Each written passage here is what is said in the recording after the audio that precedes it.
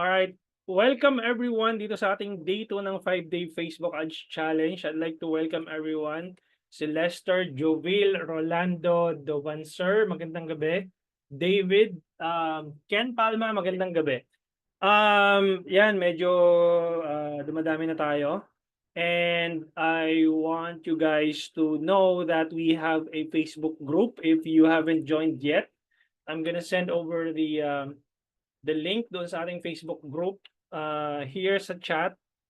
Okay, just join. Yung mga hindi pa nakaka-join sa Facebook group po natin, you can ask questions. I'll be happy to answer all those questions if I have the time to respond to your questions. If you want a VIP ang tawag dito, response, then I would like you to invite sa digital scientist na course so that you can have a private GC with me. Yun. So mas mabilis tayo mag-respond doon kasi VIP yung mga natin, students natin doon. Anyhow, so ayan si Rolly, Hans Pablete, nag-join na dito sa page as a group. Yan, in-accept ko na kayo. Alright, so ayan, may mga nag-join pa. Yung mga hindi ko ma-approve, I'll approve it later. Okay, so most of you na-approve ko na sa Facebook group natin. Alright, day 2, let's just go here sa ating anong tawag dito, sa ating lesson. And without further ado, let me just pull out this mahiwagang Canva. Okay, here, sino guys yung nakita itong ad na to na dumaan sa kanilang newsfeed? Type yes in the chat. Dumaan ba sa inyo itong ad na to? Ayan. Yes, si Ren. Yes. Okay, madami nakakita. So, may yung yes, si Amsel, si Agnes, si Miss Cecil. Okay. So, for those of you guys na you want to learn about the context ng ad na nakita nyo na yan, let's have an overview or a clear understanding how the Facebook auction works. Day 2 for funneling. Ang topic natin tonight would be understanding the different campaign objectives and understanding how the Facebook auction works. Okay, it's basically, yes, part of it is a funnel, but we are not gonna deep dive on the funnel per se kasi hindi naman to advanced lessons. So medyo mas ma-technical ng konti yon as compared dito sa anong tawag dito sa day 2 na natin na topic. But you'll get an overview how it works, okay? Basically, ang Facebook or Meta is an auction. Okay? It's a bidding system. O mas kilala sa bidding, yung in layman's term bidding system. And I would want you to understand paano kayo chine-charge ni Meta in terms of your budget. So let's say na, for example, you have a 10 million na audience size doon sa interest targeting or sa demographics targeting na niraran nyo sa Ads Manager. Okay? Yung 10 million na audience size na yon it's divided into different segment of audience. No? And sa 10 million na audience size na yon, if you select awareness na campaign objective, you are telling Facebook to find more people na may magkaroon ng lowest cost per 1,000 impressions. Kasi ang unang chine-charge na Meta sa inyo is CPM na tinatawag. Okay? Cost per mille or cost per mille, it's a French word I believe, that represents cost per 1,000 impressions. So regardless kung nakita yung ads mo, nag-message, nag-click or hindi, regardless kung may ginawa or hindi, na-charge ka ni Meta per 1,000 impressions. Basta automatically, pag dumaan yung ads mo sa newsfeed ng target audience mo, matcha-charge ka per 1,000 impressions. Regardless kung nag-click, nanood ng video mo or hindi. Okay, tawag doon impressions. Now, ang ino-optimize mo dito sa awareness campaign, pinakamurang cost per 1,000 impressions. That's the reason why yung representation ko dito sa top na yan, maraming mata because you'll get more impressions at the lowest cost. Ito yung ginagamit ng mga malalaking kumpanya, especially if they have a large budget to optimize for branding. Yung mga big brands na nakikita nyo sa newsfeed po ninyo na ads ng malalaking kumpanya, most likely ito yung ginagamit nila kasi they want more eyeballs to reach, no?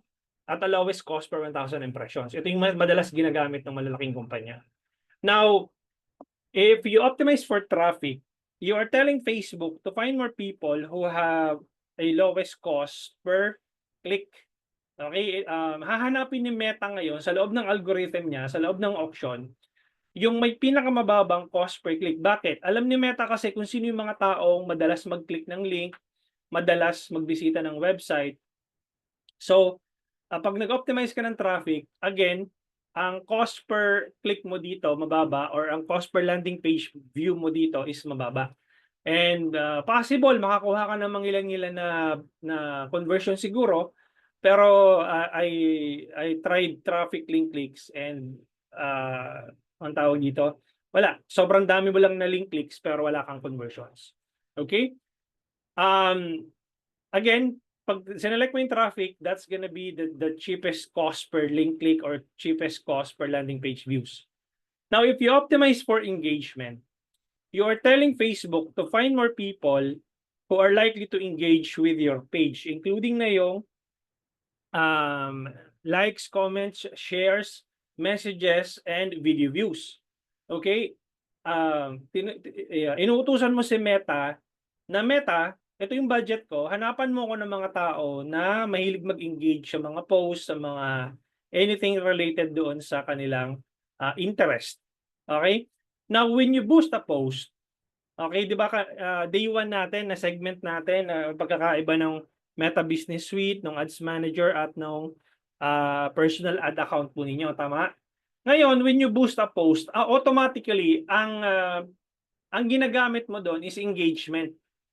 Okay, di ba pag kinlik nyo yung doon sa cellphone niyo, nakita niyo yung boost post na button, pag kinilik niyo yon, ito yung automatic na ino-optimize ninyo engagement. Sinasabi nyo kay Meta, hanapan mo ko ng mga tao na posibleng mag-i-engage po sa page ko.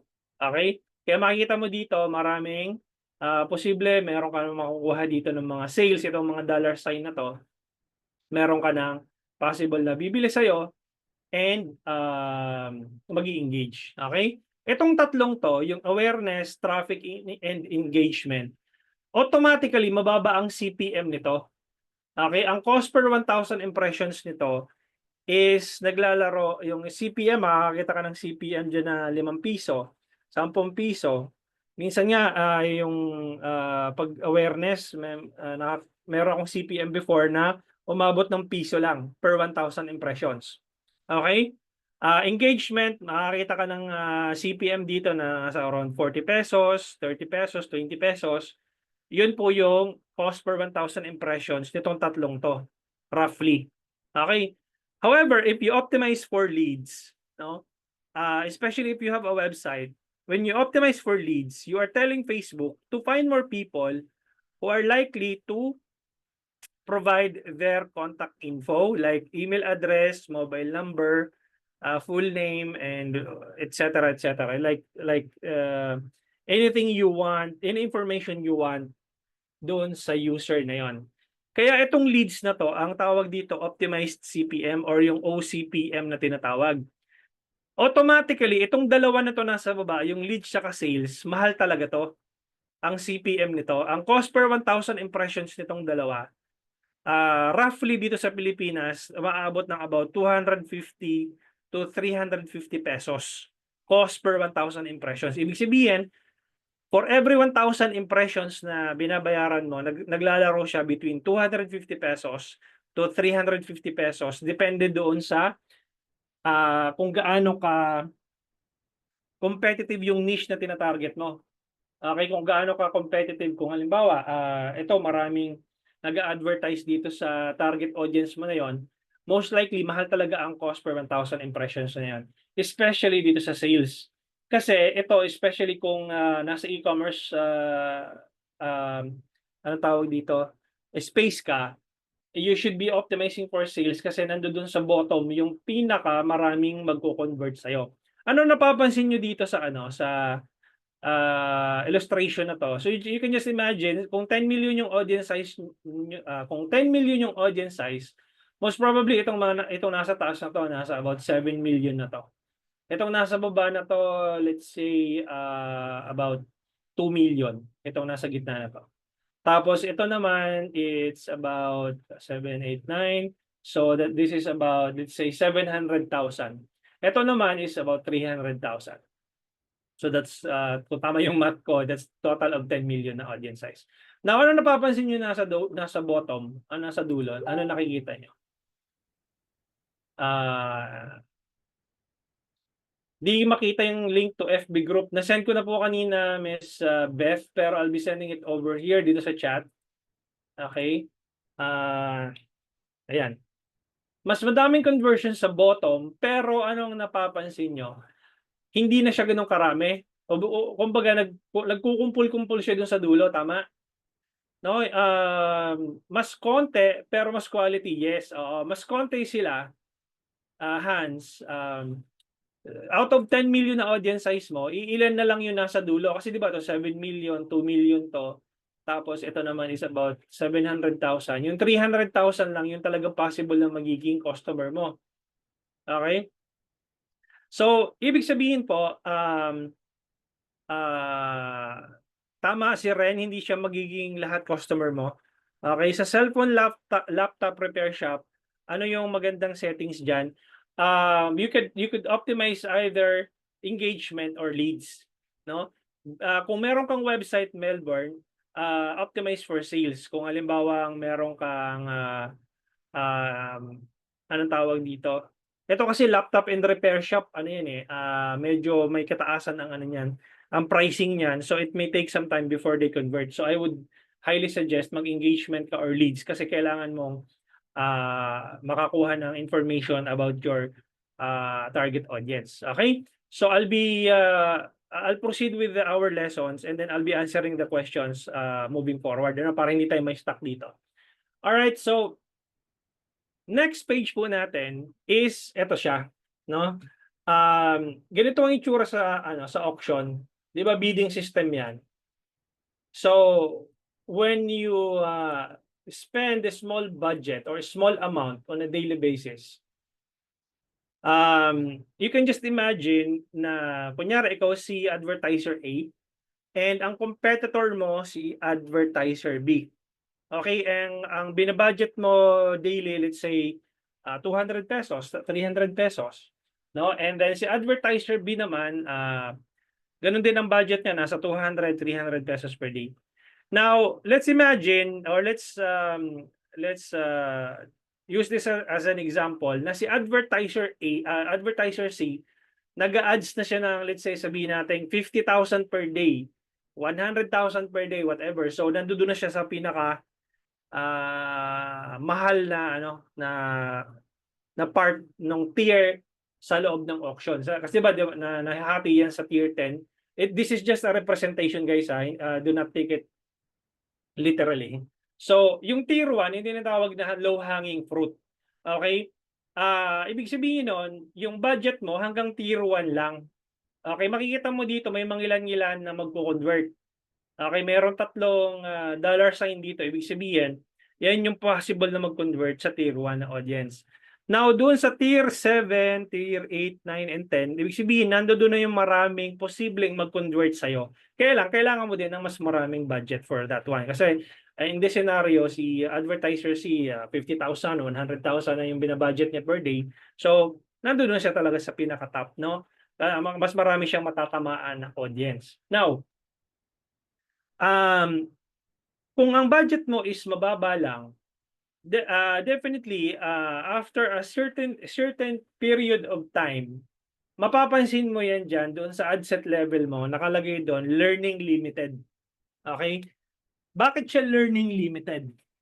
Ang sinasabi kasi ni Meta, kailangan mong magkaroon ng at least 50 conversions in 1 week para mag-optimize yung algorithm ni Meta to find more people inside the auction, to serve your ads to more people na related doon sa ads na pinapakita mo. Ngayon, makikita mo dito, hindi naman siya ganun karami, di ba? In this representation, 3 lang yung nandito. And then naglalaban-laban, 2 kayo naglalaban dito. Again, this is just a representation. And then, kunyari, nakuha mo yung isa, nakuha nila advertiser B yung isa, maglalaban na lang kayo dun sa isang customer. And sooner or later, mauubos yun sa tier 1. Ibig sabihin, wala nang maipapakita si Meta na audience based doon sa current budget mo, hanggang dun na lang siya.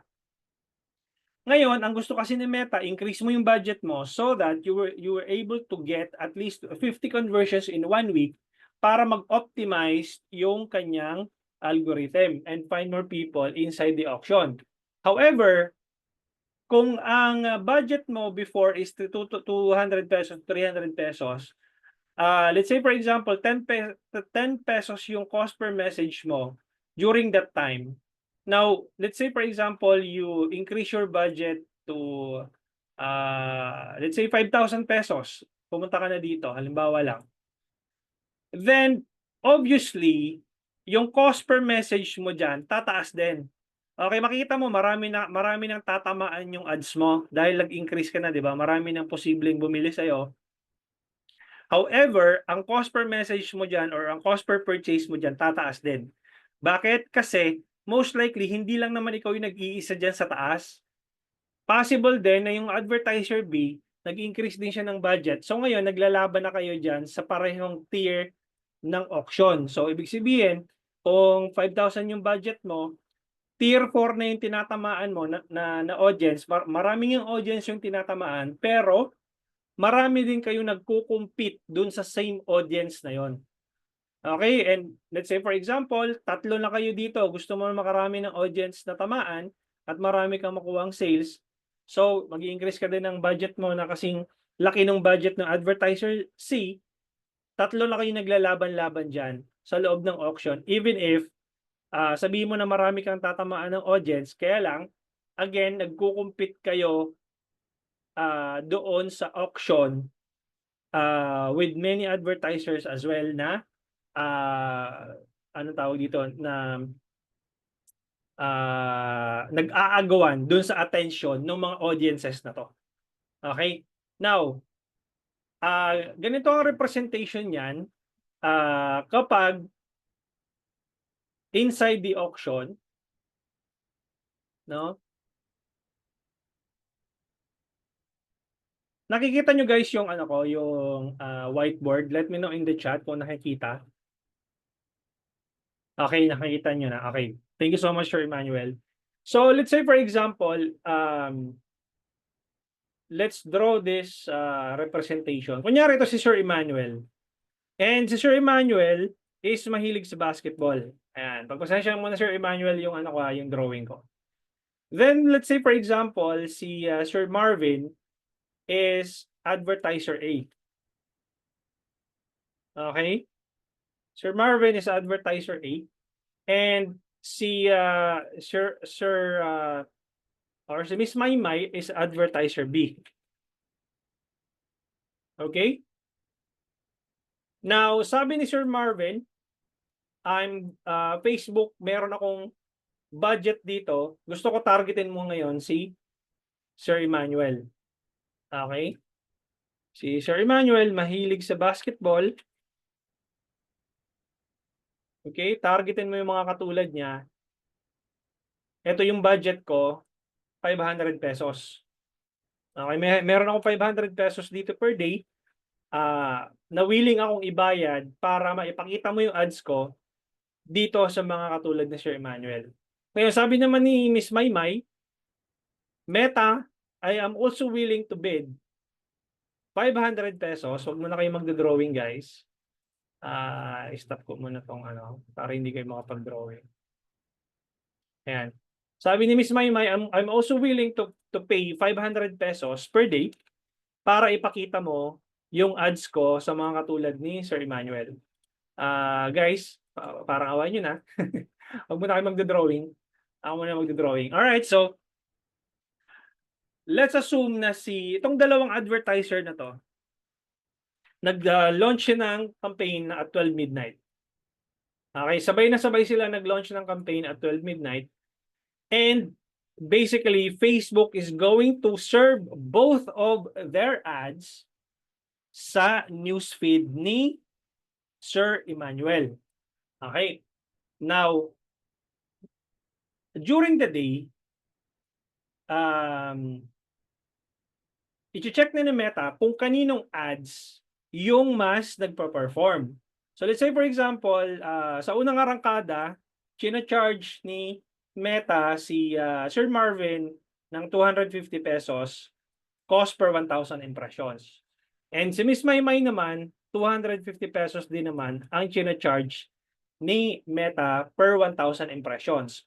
However, all throughout the day, napansin ni Meta na yung ads ni Sir Marvin ang nagkakaroon ng mas magandang engagements. Okay? And mas maraming nagko-comment, mas maraming nag-share, mas maraming nanonood ng videos. Ang mangyayari po noon is bababa yung cost per 1,000 impressions ni Sir Marvin. So from 250, magiging 200 na lang siya. Okay? Magiging 150. Okay? Ibig sabihin, pag bumaba yung number, yung cost per 1,000 impressions mo, tataas yung number of impressions.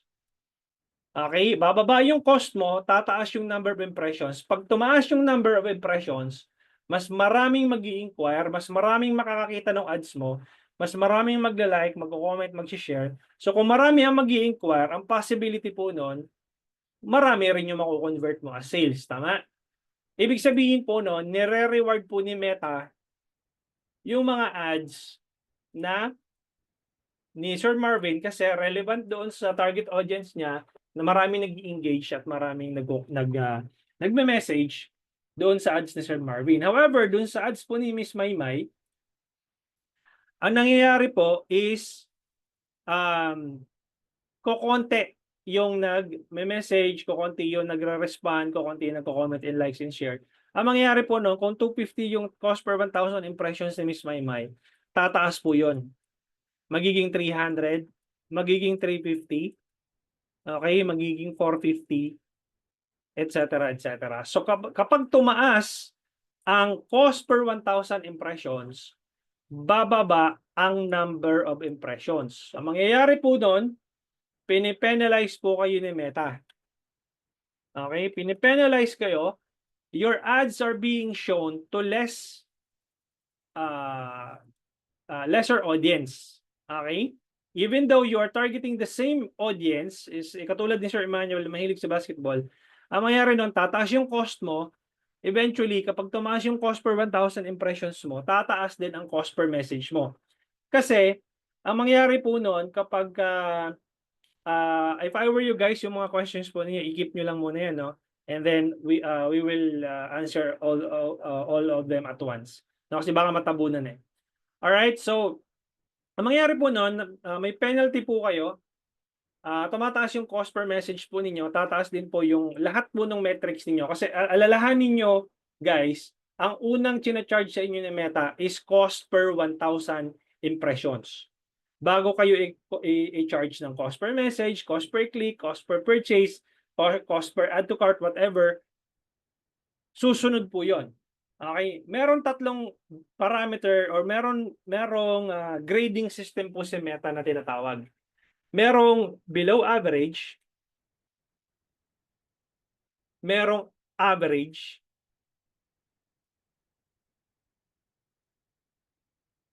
and above average. Above average. Ibig sabihin po, kapag below average yung grade ninyo kay Meta, ibig sabihin po nun, pangit po yung pinapakita nyong ads. Walang nagre-respond doon sa ad ninyo, walang nagme-message or walang masyadong interesado doon sa ads ninyo. Kaya po, ang grade mo kay Meta is below average. Ngayon, pag nakikita mo yung ads mo na nasa average naman, ibig sabihin, pasok naman doon sa ranking ni Meta para ma-determine kung yung ads mo ba is anong tawag dito is good or not. Ngayon, if you are seeing an ad that says above average, ibig sabihin nun, you are doing a good job in targeting your audience. Okay, ibig sabihin relevant yung ads mo na pinapakita doon sa target audience mo. Now, ang mangyayari po niyan kapag again, pag pangit yung ads mo, pinipenalize ka. Kapag maganda yung ads mo, nire-reward yung ads po ninyo. Ganun lang po siya kasimple. Kasi binibid nga yung budget mo in order for your budget to be shown to your target audience. Okay? Ganito po ang itsura niyan sa Meta. Okay? I'm gonna pull out an ad account para makita nyo kung ano ibig sabihin.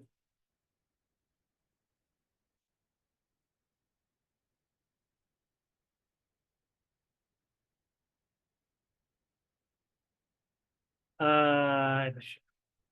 Wala.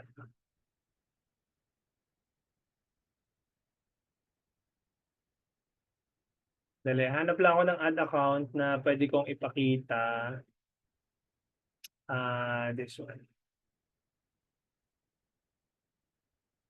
Makikita nyo yun guys sa ad level. No? Kailangan yung doon sa ads manager po ninyo,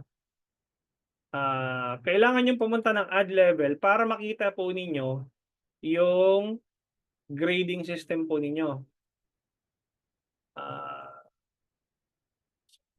Teka lang Ito siya. So, I'm gonna share my screen. Ito po siya, no? Pagdating po ninyo doon sa ad level, makikita nyo dito, meron kayo, tatlo kasi yan, di ba? Campaign level, ad set level, tsaka ad level. Ngayon kapag nasa ad level kayo, makikita nyo dito, quality ranking, engagement rate ranking, at conversion rate ranking. So nakikita nyo dito, ibig sabihin yung quality ng ads ko, average naman. Okay? Ito yung ad relevance score ko na binibigay sa akin ni Meta. Ibig sabihin, pasok naman sa standard ni Meta. Ngayon, ito naman, engagement rate ranking. Ibig sabihin, may mga nag-i-engage ba doon sa ad ko? Okay, according to Meta, average naman siya. Ngayon, meron akong isang ad dito na sabi niya, below average. Bottom 35% of ads. Ibig sabihin, walang masyadong nag-i-engage sa ad na to. Okay? Ngayon, according to Meta, my ads are, in terms of conversion rate ranking, may mga nagko-convert. I'm doing a good job in converting these people into paying customers. So makikita mo dito, above average, above average, average, average. Ito naman, above average. So, kabahan ka na kapag ang nakikita mong grading system mo dito is puro below average. Kasi pag puro below average ang makikita mo dyan, naka-bottom 35% yung ads mo, malamang sa malamang, pinipenalize ka ni Meta. Okay? Ganun po siya nag-work.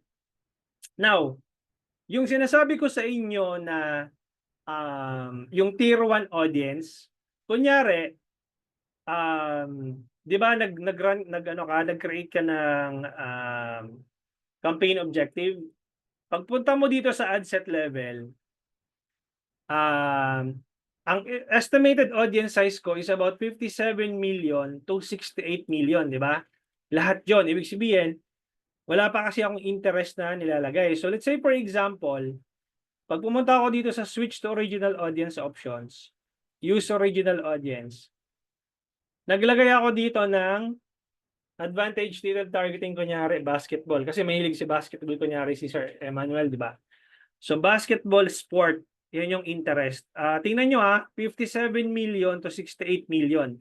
Pag kinilik ko tong basketball sport, magiging 30 million na lang siya hanggang 35 million na katao. Okay? Kasi kanina wala pa naman siyang interest tsaka demographics targeting. Now, ngayon kung ang budget ko is 100 pesos, sabihin natin 200 pesos per day. Ibig sabihin po nun, kapag nilagay ko dito sa baba, yung estimated daily results, ibig sabihin, doon sa budget ko na 200 pesos, out of 30 million to 35 million na katao na estimated audience size, ang tatamaan lang nung budget ko is between 3,600 na katao up to 10,000 na katao. Okay? And ang estimated na daily results is about 80 to 232 link clicks based doon sa budget na nilagay ko, which is 200 pesos. Now, imagine niyo kapag nag-increase ako ng budget from 200 pesos to 1,000 pesos. Pansinin niyo tong reach ha, magbabago yan. So, I'm gonna use 1,000 pesos. From 3,000 na reach, umabot na ngayon siya ng 18,000 to 52,000 reach. And then, significantly, nag-increase din yung number of link clicks from, I believe, 800 kanina, naging 401 link clicks up to 1,200 link clicks. Now, yung sinasabi ko po sa inyo na Tier 1 audience, ibig sabihin po nun, kung babad yung budget mo sa 200 pesos, okay? Daily budget mo 200 pesos, babad yun on a daily basis, wala kang binabago sa budget mo na 200 pesos. Ibig sabihin nun, yung budget mo na yun, nagpaikot-ikot lang dito. Okay? Even though ang estimated audience size mo is 30 million, ang kaya lang nung budget mo na 200 pesos, ang kaya lang niyang i-reach is 3,000 to 10,000 na katao. Ngayon, magtataka ka ngayon sa unang arangkada ng ads mo, maraming nagme-message, maraming nag-i-inquire. And then sooner or later, biglang tumatahimik na yung yung campaigns mo. It's because na-saturate mo na tong audience na to. Okay, nagpaikot-ikot na yung ads mo dito and wala nang maibubugas si Meta, hanggang dito na lang siya. Okay, unless otherwise, meron kang bagong nilaunch na ads using the same budget, then most probably meron siya na mare-refresh yung mata nila nung target audience mo. Okay, nag-resonate na sila doon sa bagong ads na pinakita mo. Then eventually, magkakaroon ka ulit ng bagong inquiries based doon sa number of audience na to. Okay, kasi yun lang naman ang kayang abutin ng budget mo eh. 'Di ba? Sabi ko nga, within the 7-day period or 7-day time frame, magkaroon ka dapat ng at least 50 conversions. Eh kung mababa lang yung budget mo, mahirapan ka talagang makover yung 50 conversions in 1 week. Kaya nga yung na to, yung 100 pesos Facebook ad strategy na ginawa ko, even if you have a small budget, kaya mong makipagkompetensya or kaya mong makipag-bid. So pag pumunta ka ng forum,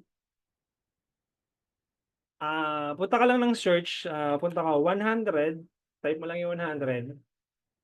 Ayan, makikita mo dito yung 100 pesos Facebook ad strategy. Pag kinilik mo tong download, okay, gumawa ako nung PDF file na pwede mong sundan kung paano mo itetest yung campaign mo. Nandito yung framework. Okay? 5,000 daily budget doon sa scaling mo, 1,000 doon sa validation, and 5,000 per month doon sa testing campaign mo. Pero ito, preferably dapat yan nasa 15,000 kasi masyado mababa pa yung 5,000 per month. Sa testing pa lang yon sa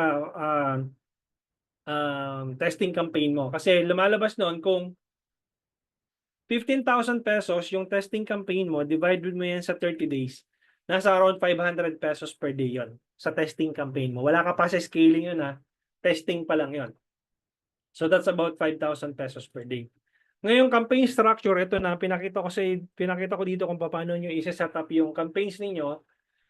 Minimum tolerance 3 days, maximum tolerance 5 to 7 days. And then maabot mo yung learning limited na tinatawag kasi nga Kung mababa lang yung budget mo, 100 pesos per day, sooner or later magkakaroon ka ng learning limited na ad set. Makikita mo yan sa ad set level, magiging kulay orange na po siya. Ngayon, ang gagawin mo doon, kapag nag-learning limited ka, pababayaan mo lang siya kasi mababa nga yung budget mo eh. Diba? Wala ka namang magagawa doon dahil mababa yung budget mo. I-keep mo lang yung budget mo na yun for as long as na na-hit mo yung ideal cost per result mo, okay lang yun kahit mag-learning limited. Pag-aaralan natin yun on day 5. No? Then, i-validate mo yung campaign mo and then magpo-proceed ka sa scaling method using cost cap. Hindi mo magagawa yung cost cap campaign kapag wala kang website or landing page. So, if I'm gonna send it over, guys, dito sa chat. You can download this framework. Yan. There you go. So, pwede nyo pong i-download yan. Okay, so, yan po yung framework na pwede nyo gamitin even if you have a small budget. Alright? I'm gonna be answering questions dito sa ating chat.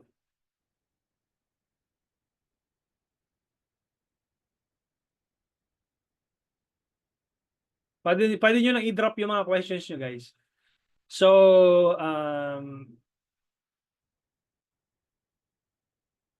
get more message sa akin, sir, pang engagement, puro like lang nakukuha. Yes, kasi Danilo, yun lang inutos mo kay Meta, engagement. So definitely, kung ano yung inutos mo kay Meta, susundin niya lang yan. Okay? Kung engagement, so most likely, you will get more messages, more comments, more likes and shares, more video views. Kasi yun yung inutos mo. Diba na-breakdown natin yung different campaign objectives ni Meta. So, yun. So, wag ka magtatampo kay Meta kung bakit puro engagement yung nakukuha mo. Kasi yun yung inutos mo eh. Okay? So, ganun po siya nangyayari. Napansin nyo ba, guys, nung nag-join kayo dito sa anong tawag dito? Sa course ko, nung nag-click kayo sa ads ko, may lumabas din na competitors ko. Pansin nyo? Di ba? Marami din nagsulputan na nag-o-offer ng Facebook ads. I'm not gonna mention names, but you know what I mean, di ba? So marami din nagsulputan na ads. So, imagine niyo guys, kayo yung nag-a-advertise ng products or services ninyo kay Meta. Ang mangyayari nun, pag nag-run kayo ng ads, hindi lang naman kayo yung nag-iisang advertiser sa Facebook platform. Marami kayong competitor na nagko-compete to show your ads to your target audience. Now, imagine niyo na lang kung let's say, I don't know, nagbebenta ka ng t-shirt, kunyari. So, hindi lang naman ikaw yung nagbebenta ng t-shirt. Ngayon, between you and your competitors' ads, mamimili ngayon si Meta kung kanino ipapakita, yung ad mo ba o yung sa competitor mo. Ngayon, gagalingan mo gumawa ng ad para yung ads mo ang mas maipakita ni Meta compared to your competitors. Ganun lang siya nag-work. Kaya siya tin-auction kasi binibid niyo yung budget niyo to target your audience. Ngayon, si Meta na mamimili. Regardless kung malaki yung budget nung kalaban, malaki yung budget mo against your competitor na hindi ganong kalaking budget, kung yung ads niya ang mas nagko-convert, mas marami nag-engage, mas papaboran ni Meta yon as compared sa'yo. Ganun po siya nag-work. Okay?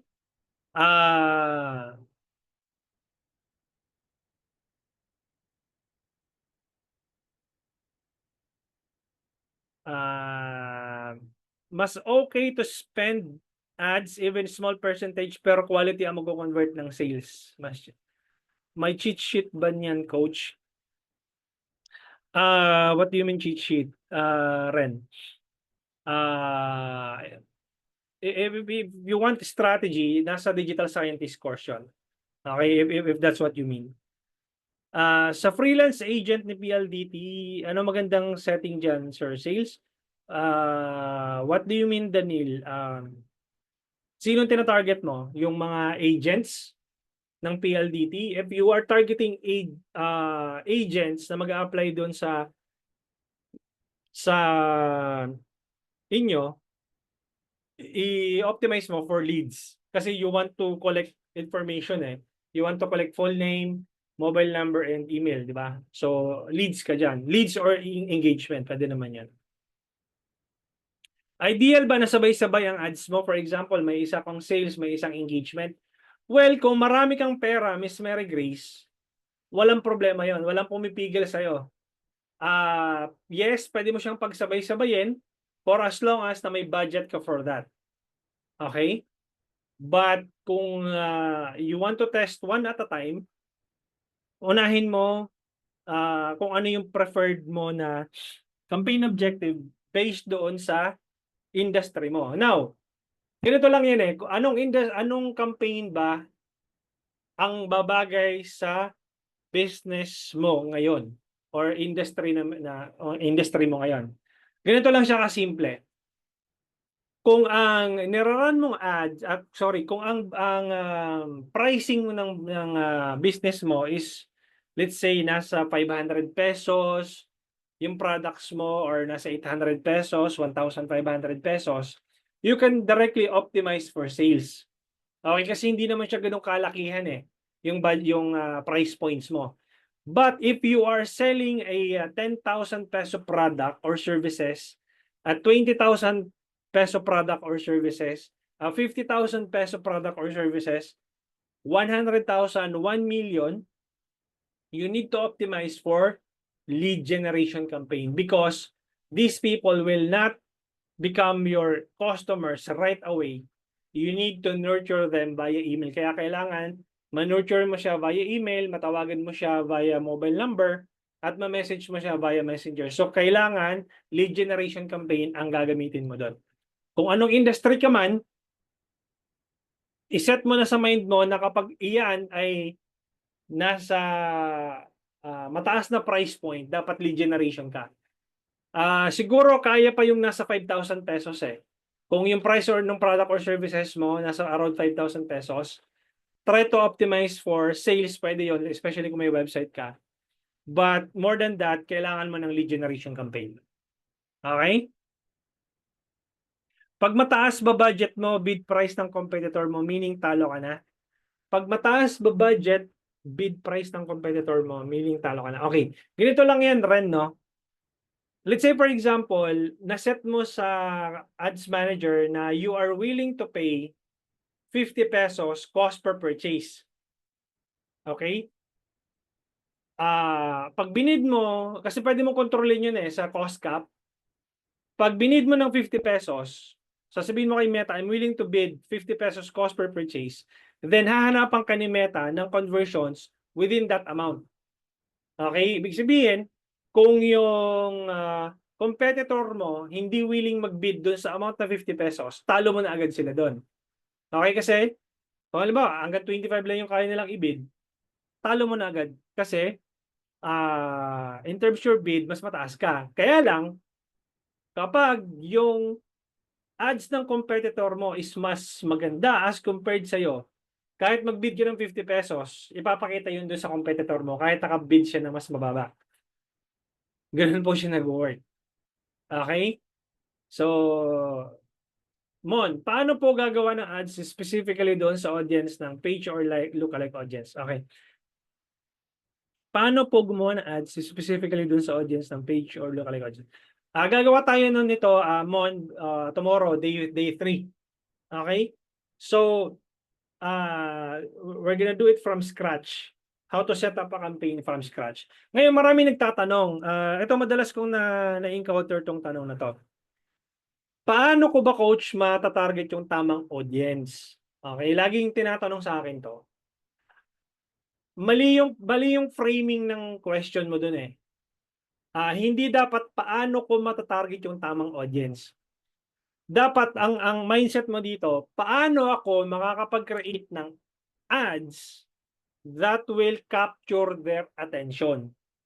And paano ako makakapag-create ng ads that will provide value and solve their problem. Dapat gano'n ang mindset mo kasi kung ang mindset mo, anong settings ba ang pipindutin ko dito kay Meta para ma-target ko yung tamang audience? I tell you 'no, kahit anong settings yung i-click mo diyan sa Ads Manager, kung mali yung ads na pinapakita mo, very generic yung pinapakita mong ads, kahit anong pindutin mo diyan kay Meta, kahit anong settings yung ilagay mo diyan, kahit anong interest targeting yung ilagay mo diyan, kahit anong demographics targeting yung ilagay mo diyan, hindi yan magwo-work, okey? Ang solusyon, paano mo mata-target yung tamang audience mo, nasa ad level. Wala well, yung interest targeting and demographics targeting, part lang yun para mautusan mo si Meta kung sino yung target audience mo, okey? Pero it all boils down doon sa ad level mo, kung papaano mo siya makukuha yung attention ng target audience mo. Joshua, kung pataas ng pataas yung bidding tiers at marami nang nagkikipag-agawan sa attention ng audience, paano solusyon 'pag gano'n? Pagalingan na lang talaga ng creatives? Yes. Gano'n 'yan, Sir Joshua. Kasi isipin mo, ilan ba tayo dito? 57, okey? Imagine ninyo 57 tayo dito sa Zoom and gusto nating targetin si, Sir Lester, okey? Ibig sabihin, 56 na nandito sa Zoom is, kunyari pare-pareho tayong nagbebenta ngayon ng, food supplement, 'no? 56 of us selling food supplement. Tapos yung pang 57 si Sir Lester, siya yung audience natin, nag-iisang audience, 'no? Ngayon, iisa lang naman ang platform ni Meta, iisa lang naman ang newsfeed. Imaginin mo 57 tayo nag-aagaw-agaw sa attention ni Sir Lester. Kaninong ad ang ipapakita sa atin? Kasi 57 tayo nag-aagawan sa attention ni Sir Lester, eh, 'di ba? Ang sagot do'n, tama yung sagot mo, Sir Joshua, pagalingan ng creatives, pagalingan ng offer, pagalingan ng creatives, pagandahan ng landing page, and paano mo mapapababa yung CPM mo? Dapat maraming engagement do'n sa ads mo. Kasi more engagement you have, the more CPM goes down. Okay, kasi Meta will think na, okay, ang daming engagement na nung ad nito, this could be probably interesting for the audience na tina-target niya. Kaya mas ipapakita ni Meta yung ads mo as compared to your competitors. Gano'n po siya nagwo-work. Gano'n lang siya kasimple yung bidding system ni Meta. Anong need gawin 'pag tumataas ang cost, sir? Test new creatives, test new ad angle, okay? And make sure that your ad is maraming comments sa comment section. Huwag niyong kahit minsan nakakairita yung comments na interested how, paano, even if nandoon na yung instructions, click the link below to learn more. Minsan alam ko nakakairita nandoon na yung instructions pero naghahaw pa rin, replyan niyo kasi once na nag-reply kayo dun sa comment na yon, it adds up an engagement. Nalalaman ni Meta yon, nagse-send back yung data kay Meta. Okay, this ad must be engaging and I'll be showing it to more people kasi maraming engagement. Gusto ni Meta yung engagement. Okay? Paano kaya masosolusyunan yung inquiry na puro spam messages, pag-replyan wala na? Okay, paano siya masosolusyunan? Add creatives. Okay? Do not make your ads as generic as possible. Create an ad that speaks to your target audience. Ano yung mga pain points nila? Ito napansin ko lang, no, karamihan ng mga ads na nakakakuha ng basurang leads or basurang inquiries, yung ads nila, it's too generic. Okay? They are just randomly going to ChatGPT and that's it. Salpak nung text, salpak nung video, that's it. Kaya nakaka-attract ka ng mga basurang inquiries. Okay? paano mo mako-compute yung penalized ng ads kung merong competitive analysis? Anong dapat gawin bago anong ba dapat gawin? Need na gawin ba gumagawa ng bagong ad set? Ganito yan 'no, Sir Mon. Makikita mo yan kapag nape-penalize ka ni Meta kasi kapag nag-run ka ng test, mapapansin mo ang CPM mo, kunyari, dati ang CPM mo 45 pesos. Okay? Tapos over time, chine-charge ka na ngayon ni Meta ng 250, 500 pesos, 800 pesos. Ibig sabihin nun, pinipenalize ka na nun. Okay, kasi makikita mo yung graph nun, from mababang cost per 1,000 impressions, over time, nakikita mo pataas ng pataas yung CPM mo. Ibig sabihin nun, pinipenalize ka na ni Meta. Okay? Pero the more na nakikita mo yung CPM mo nagme-maintain lang or mas bumababa pa, ibig sabihin nun, na Meta is giving you your ads in favor of your ads na mas pinapakita niya sa target audience mo. Okay? One message only, parang dito toong tao, sir. Ganun po talaga, Sir Jovil. Kapag yung ads mo is too generic, too masyadong you are just selling it to random people, makaka-attract ka ng ng hindi qualified na leads. Meron bang applicable na budget based on objective? What do you mean, Sir Arvin? I'm not sure about your question. Meron bang applicable na budget based on objective? Can you give more context, Sir Arvin? Hindi ko siya masundan. You can drop a message lang sa baba. Coach for testing ad, okay bang lead gen kaysa mag-engagement? Tama. Hindi siya walang one size fits all, Sir Mon. Okay? Mas maganda ba yung engagement compared sa lead gen? Mas maganda ba yung lead gen over engagement? You test both. Ang tawag ko doon ABT. Always be testing. I-test mo pareho and see which one of them works best. Ganon din sa creatives. Ano mas maganda? Image ba or videos? Walang mas maganda sa dalawa unless otherwise i-test mo pareho and see which one of them works best. Ano mas magandang copywriting framework? FAB, PAS, AIDA model, walang maganda doon. I-test mo lahat. Kaya meron tayong testing method. Ang tawag ko doon sa framework ko na yun, TVS method, testing, validate, and scaling. So merong ite-test mo muna siya lahat ng angle nung ads mo, one at a time. Ite-test mo yung image, nag-work ba? Ite-test mo yung headline, ite-test mo yung copy, nag-work ba? Ite-test mo yung landing page, nag-work ba yung landing page ito? So marami kang variables na pwedeng i-test. Okay? So wala siyang one size fits all na mas okay engagement, mas okay yung leads. I-test mo pareho. Ano po ba pinagkaiba ng daily budget sa lifetime budget? Sir David, daily budget, you are basically optimizing your campaigns on a daily budget. I-charge ka ng Meta kung magkano yung sinet mo na budget. Halimbawa, nag-set ka ng 200 peso budget, then Meta will spend your budget na 200 pesos above or below.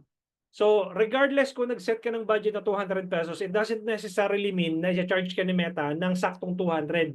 There were days na i-charge ka ng 180, 170, 210, 220, but on the average, 200 pesos yun. Okay? Kapag ka daily budget. Lifetime budget, ibig sabihin kung naglagay ka ng 15,000 for the month of April, uubusin ni Meta yung 15,000 mo na yon. May mga days dyan na magpa-fluctuate yan. May mga days dyan na 1,000 pesos, 500 pesos, 300 pesos, 3,000 pesos, bigla na lang siya mag-shoot up. Depende yun sa cost per 1,000 impressions during that day. Diba? So, again, may mga days na magpa-fluctuate yan. Kung 15,000 yung nilagay mo sa lifetime budget, mamimili yun si Meta kung kailan ilalabas yung budget mo during the day. Ganun po pagkakaiba ng daily tsaka ng lifetime budget. Pero I would suggest, huwag kayong gumamit ng lifetime budget. Mag-daily budget kayo. Okay, kasi Yung lifetime budget, pag natapos niyo na yung, pag nag-end na yung campaign niyo, tapos na. However, dun sa daily budget niyo, pwede niyo ma-adjust.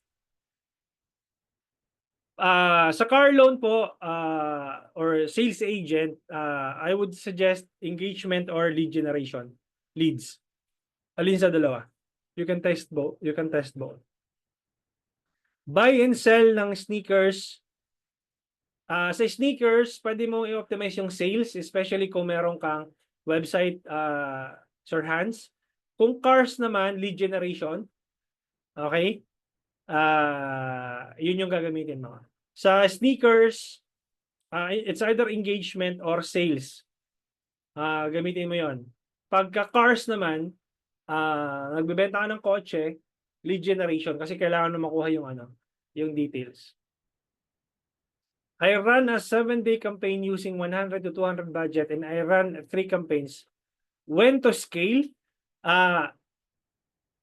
Miss Jean, kailan ka mag-i-scale? Kailangan mo munang ma-identify yung ideal cost mo. Kasi kapag hindi mo na-identify yung ideal cost mo, hindi mo alam kung kailan ka mag-i-scale. Pag-aaralan natin to on day 5. Kasi kailangan mo ma-compute yung total budget mo, total customer acquisition cost mo, and total cost per message, average cost per message, or average cost per purchase. So, sasagutin ko yan on day 5, kailan ka mag-i-scale at kailan ka magre-reduce ng budget. Kailangan mo muna ma-identify yung ideal cost o yung target cost na tinatawag para malaman mo kung kailan ka mag-i-scale at kung kailan ka magre-reduce ng budget. Real estate, nabanggit ko kanina, Miss Sahara, kapag milyones na yung binibenta mo or thousands of pesos and millions of pesos, try to optimize for engagement or lead generation campaign. So it means smaller budget, less chance of closing a sale. Hindi po, Miss Mia. Ibig sabihin lang po nun, smaller budget have a potential small size of number of audience. Ganun lang naman siya magre-represent. Kung maliit ang budget mo, maliit lang din yung audience na tatamaan mo. Ngayon, yung closing a sale, magdidepende yon doon sa kung gaano ka kagaling mag-close ng sale via messages. Okay, it doesn't necessarily mean na mababa yung budget mo, hindi ka na makaka-close ng sale. Okay? Kahit maliit lang yung budget mo, may potential pa rin na maka-close ka ng sale. Ang meaning lang nun, pag maliit yung budget mo, maliit lang din ang reach mo. Make sense, Miss Mia? So I hope that I was able to answer your question. Jason or Jason? What exactly do you mean by conversion, coach? Actual inquiry sa ad mo when they will message you already? Conversions meaning naging customer mo na siya. It's a sale. Nag-convert. Okay, nag-convert siya as a paying customer, as a customer, as a client. For lead generation na objective, magkano ba dapat ang starting budget? 100 pesos. Pwede mong gamitin yun. Yung 100 pesos framework, Facebook ads framework na binigay ko sa inyo. Sabi mo, di magagawa yung scaling if walang landing page. Yes. Pero what if service provider ako ng finance required pa rin ng landing page website? What if service provider ako ng finance?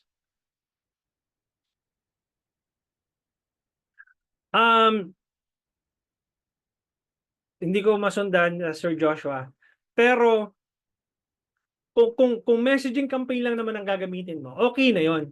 Okay, wala namang problema doon. Hindi naman kita nire-require magkaroon ng landing page or website agad-agad. Well, preferably meron ka para magamit mo yung cost cap campaign. Okay? Kasi kapag messaging campaign, hindi mo magagamit yung cost cap na settings. Mag-e-error kasi 'yon kapag anong tawag dito? Kapag messaging campaign. Okay? So, I hope I was able to answer your question. And si Santras, I believe na nasagot ko na to, real estate ka. Paano maiwasan yung mga spam messages? Make your ads compelling and engaging doon sa target audience mo. Ganun lang siya kasimple. Kapag masyadong generic yung ads mo, Jovil, you will attract generic or spam audience. Ano po gagawin below average, above average? I-off po ba pag below average? I-turn off mo pag below average lahat, Miss Regine, kasi ibig sabihin lang nun kung yung ad quality mo, yung relevance score or yung ad quality ng ads mo, yung engagement rate ranking ng ads mo, saka yung conversion rate ranking ng ads mo is puro below average, then i-turn off mo na yun kasi it's giving you a high cost per result. Okay, ganun po siya. So, turn off mo and then improve your ad creatives.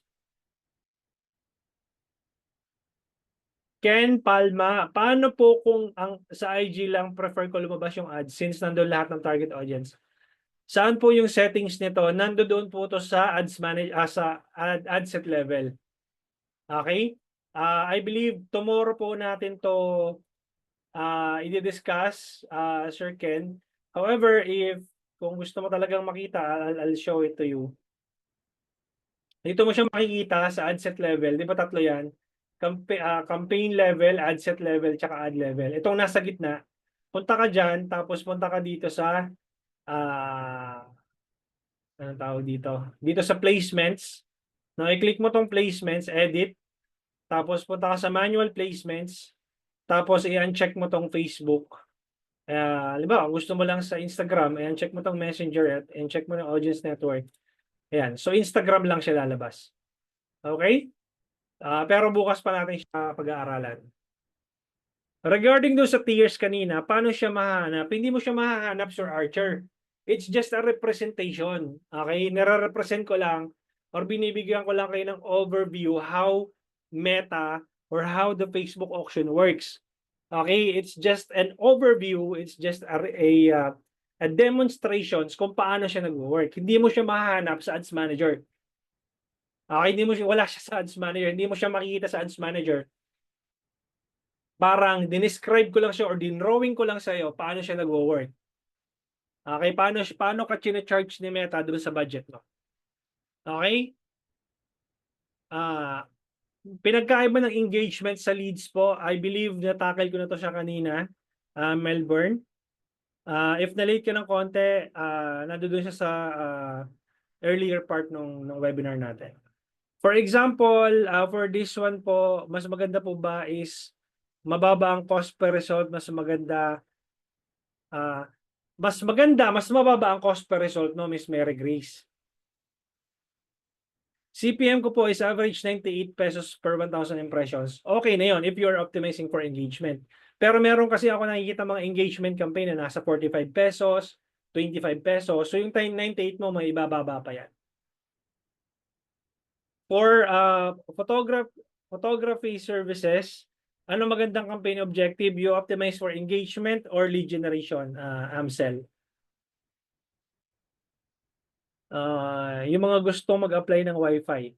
Yun, lead generation or engagement, Danilo. Real estate engagement or lead generation? Nasagot ko na to. Beth, okay lang ba to use one ad account for 5 different business pages under different industries? No. Pag kailangan, paghiwa-hiwalayin mo yan kasi kung isang ad account lang ang gamit mo sa 5 business pages mo, naghalo-halo sa isang ad account. Halimbawa, may nagbebenta ka ng kotse doon sa isang page. Nagbebenta ka ng pagkain doon sa isang page. Nagbebenta ka ng damit doon sa isang page. Nagbebenta ka ng insurance doon sa isang page. Nagbebenta ka ng condo doon sa isang page. Yung 5 pages na yung pag pinaghalo-halo mo yun sa isang ad account, malilito yung algorithm ni Meta kasi halo-halo yung data na nakokollect niya doon sa ad account na yun. So preferably, Miss Beth, 1 page, 1 ad account. 1 page, 1 ad account. So limang ad account ang kailangan mo kung magkakaibang industry yun. Okay? So ganun po siya. So nagsisimula ipakilala yung brand sa FB, anong dapat gawin given na alam mo na kung sino yung target audience mo? How to prevent yung mga nang-aagaw ng customer sa comments? May option ba sa settings na yon? Okay. Magandang tanong to ni Ren.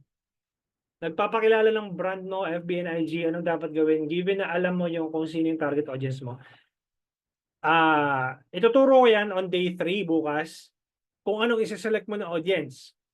Simple lang yun. Hanapin mo lang doon sa interest, sa demographics, targeting. Nandoon yon. Kung wala doon, just keep it broad and simple.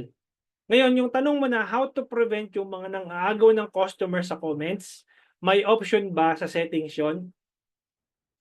Karamihan ng businesses na makikita ko, ina-hide nila yung comments na yun or dinidelete.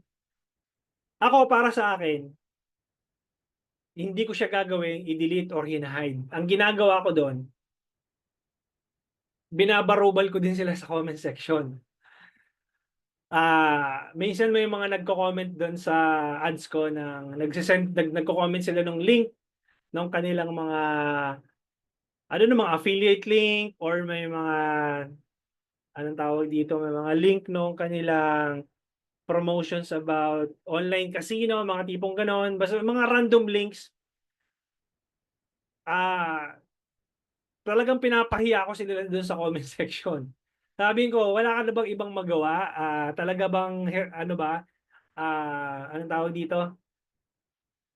Desperado ka na bang makakuha ng kliyente?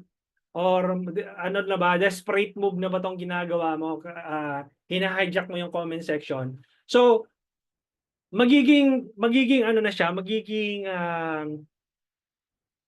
deterrent na siya doon sa mga susunod na magko-comment ng ganong mga links. So kung ako naman, nakita ko yung ads na nagre-reply ako, binabarubal ko sila sa comment section, ma-off na ako, hindi na ako magko-comment doon ng mga links ko kasi mapapahiya lang ako. Diba? So, ganun ko siya ginagawa. And at the same time, kapag dinilit mo kasi yung comment na yun or hinide mo, it will trigger kay Meta, something is off. Kumbaga, iisipin ni Meta, bakit mo ito dinidelete? No, bakit mo dinidelete? Now, ang ginagawa ko, nire-replyan ko, it adds up and engagement. It adds up sa comment section. So, yung isipin ni Meta, okay, this ad is engaging kasi may comments na, may thread na ng comments na nag-i-engage. So, well, mayroon siyang pros and cons, especially kung anong tawag dito, kung meron bad experience talaga yung customer mo dun sa page sa business mo, then hindi mo hindi mo mapipigilan yung mga customers na mag-comment dun sa sa comment section. Then pwede mo siyang i-hide para hindi maging hindi maging sa reputation mo as business. Pwede mo siyang i-hide. Pero kung may mga random doon na nag-i-spam sa mga comment section, replyan nyo. Pwede mong replyan nyo. Pwede nyong barubalin doon sa comment section para yung mga susunod na magko-comment doon, magiging deterrent yon. Makikita nila, okay, mukhang nag-ano to. Mukhang lumalaban tong page na to. So, hindi na nila gagawin yon. So, yun. I hope I was able to answer your question, Ren. Na sasagutin ko to, Miss Jean, on day 5. While answering FBA questions, if your item was sold on FB has a positive effect on your performance ad cost. Positive effect, yes. If day 4, Dovan sir, ipapakita ko sa iyo kung paano mo siya mas i-optimize yung campaign. Kapag nasagot mo yung inquiry tapos naging customer mo, ginawan mo siya ng order, magiging positive yon sa algorithm ni Meta. Anong AI tool ba dapat ang gamitin to create good campaign given na limited ang fund mo? Number 1, ChatGPT. Number 2, Canva. Number 3, CapCut. Okay, yun lang yung tatlo yung gamit ko. Zia or Za? Is it true po na kapag may watermark ang ads, mas nalilesan ang impressions po? Kapag may watermark yung ads mo, Za, possible na ma-take down ni Meta yun, especially kung watermark ni CapCut. Pero yung watermark ni TikTok, na-approve minsan eh. Or madalas na-approve naman. Pero to be safe na lang, meron din akong ginagawang method dyan. Yung watermark ni TikTok, nilalagyan ko ng ng emoji. Pakita ko sa iyo. Ito siya. Kamukha nito. Si Za. Ito siya. So, itong video na to galing TikTok to. Dinownload ko yung TikTok na video, tapos itong emoji na to, itong like na emoji na to, tinakpan ko yung TikTok na watermark para hindi ako ma-flag ni Meta. So nirepurpose ko lang yung video. 'Yun. So pwede mo gawin 'yan. Okay, wag ka lang gagamit ng Canva na may watermark, CapCut, wag ka lang gagamit ng image na may watermark ni Canva at wag kang gagamit ng video na may watermark ni CapCut. Mapa-flag 'yon. Okay? Can you increase your budget 20% every day? Yes. Especially pasok doon sa ideal cost mo. Pag-uusapan natin yan, Miss Abigail, on day 5. Paano pag walang landing page, FB lang, pwede ng messaging campaign? Following up lang, coach, for testing lead engagement for TBS. Same image, same headline, same everything, but for audience, lead versus engagement. Tama po. Same lahat. Iba lang yung target audience. Pwede. Mon. Okay? Okay ba yung duplicate ads? Yes. Ano po yung tailored message? Danilo, ibig sabihin po noon, si Meta na yung maghahanap ng target audience mo. Ibig sabihin noon, hindi ka na papahirapan ni Meta. Just set it up with the tailored messaging campaign, and then si Meta na yung maghahanap ng target audience mo. May bago po ba budget strategy, campaign, and ad set? Please elaborate. Budget strategy?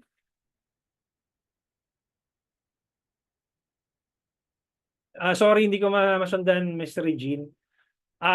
Kung ano yung strategy na ginagamit ko sa budget, ano yung ginagamit ko? Usually daily budget. Okay, hindi ako nagla-lifetime budget. Sa campaign setup, ano yung ginagamit ko depende nga sa business model. Kung ang business mo e-commerce, optimized for sales. Kung ang business mo 10,000, 50,000 peso product, 100,000 peso product, 1 million, mas malaking budget, mas malaking price points, optimized for leads or engagement. Mas okay, ano ba mas okay? Ad set of individual ads lang? Yes, yun yung ginagamit ko sa 100 pesos Facebook ad strategy framework. One campaign, one ad set, one ad.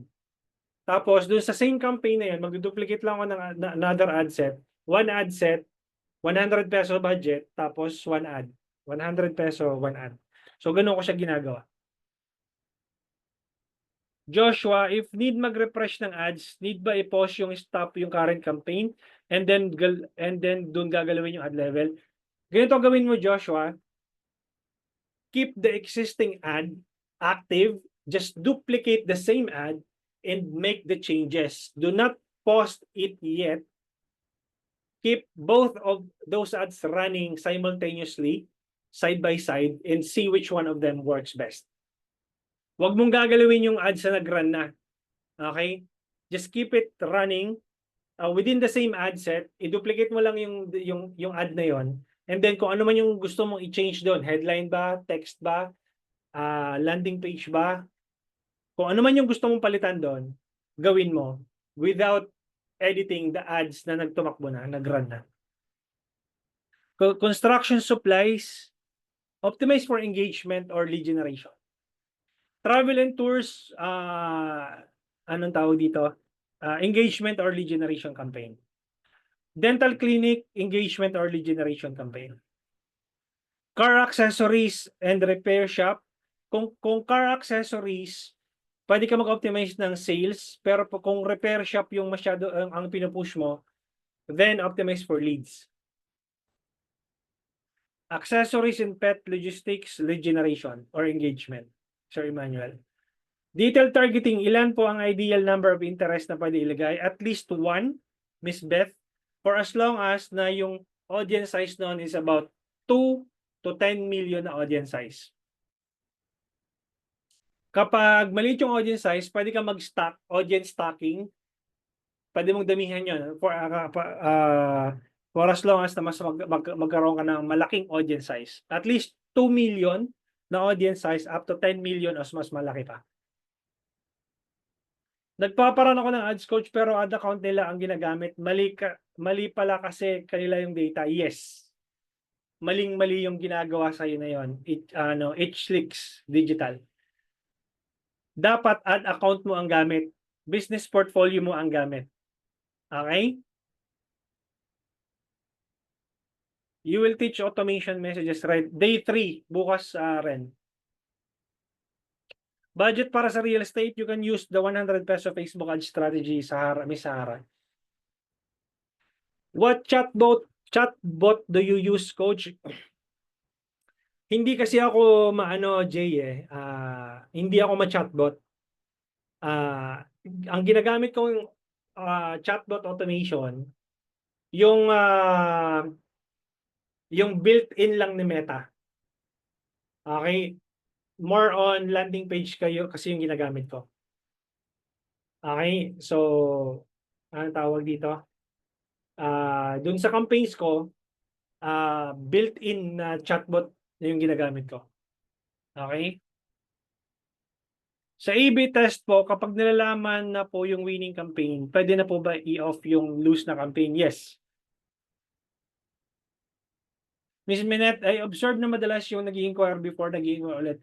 After I run again, the same ads parang sayang yung budget. Kasi, same budget lang naman yung gamit mo, same interest targeting yung yung ginagamit mo. So, syempre, same people ang tatamaan nun, Miss Minette. Unless otherwise, mag-change ka ng different interest. Nakaka-affect po ba sa cost yung ad placements? Facebook lang po ba or pwede idagdag ko na rin yung placement ng Instagram and WhatsApp? Dalawa lang naman yung placement, Facebook and Instagram. Meron dong audience network. Yung audience network, kapag automatic placements kasi, Sir Jay, lahat ng placements, including Facebook and Instagram. Okay? Yung WhatsApp kasi, yun yung conversion location. Okay? Conversion location yung WhatsApp.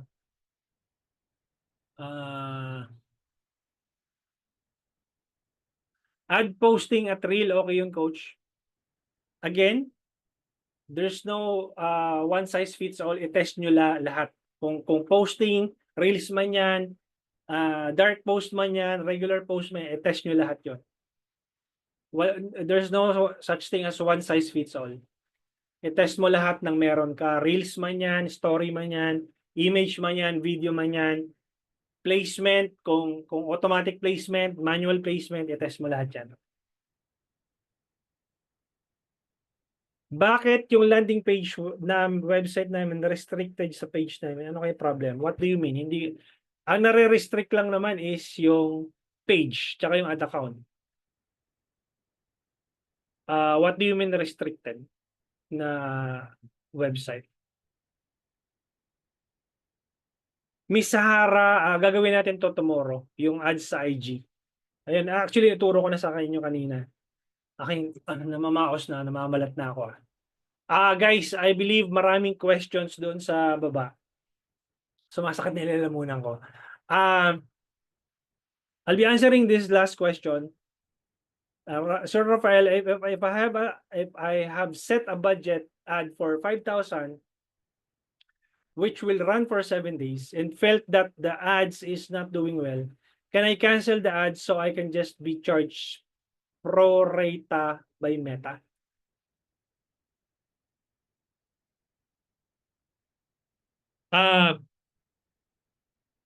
What do you mean? Kasi ganito yan, if you're using daily budget, whether if you're using daily or lifetime budget, Sir Rafael, kung ilan yung impressions na tinamaan ng ads mo, you will be charged based on impressions. When you decide to pause the campaign during that period of time, halimbawa, nag-run ka ng April 1 up until today, pag pinos mo yung ads mo tonight, 8:50 p.m., that's it. Kung magkano yung binayaran mo na per 1,000 impressions, yun yung i-charge sa'yo ni Meta. Hindi siya magiging prorated. Hindi siya magiging paano magiging prorated siya? Ganito kasi yan si Rafael, no? Regardless kung nag-set ka ng 5,000, 15,000, 30,000, 100,000, for as long as na yung ads mo na ipakita yun sa 1,000 katao and another 1,000 na katao, kung magkano yung cost per 1,000 impressions na yun yung babayaran mo. Kasi yun yung binabayaran mo kay Meta per 1,000 impressions. Mga talaga ako. Guys, maraming naka-pending. I'll be answering some of your questions tomorrow. You'll still have a chance to ask questions and I'll be answering all those questions. Maraming salamat for joining tonight. I'll be sending the recordings via email. Kung hindi nyo pa na-access yung dashboard ninyo, nandoon yung day 1, day 2, day 3, day 4, and day 5. Meron ng previous recording nung previous batches doon. Pwede nyo yung panoorin in advance. Okay? Thank you so much for joining tonight. I'll be sending you over the recordings nung session natin today or tonight. Okay? See you tomorrow at exactly 7:30 p.m. Thank you guys and watch out for my email tonight. Bye-bye.